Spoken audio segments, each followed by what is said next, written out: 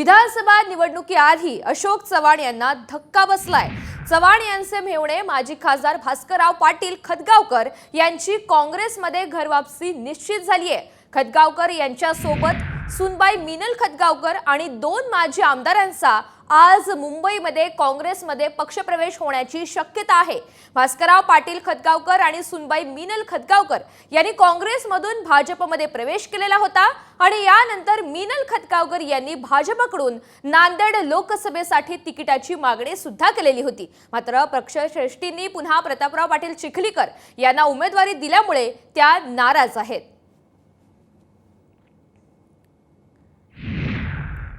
आता निवडणुकीच्या संदर्भातील अतिशय मोठी बातमी 10 ऑक्टोबर ते 15 नोव्हेंबर दरम्यान निवडणूक होण्याची शक्यता आहे। या संदर्भातली माहिती सूत्रांच्या हवाल्याने कळतीये।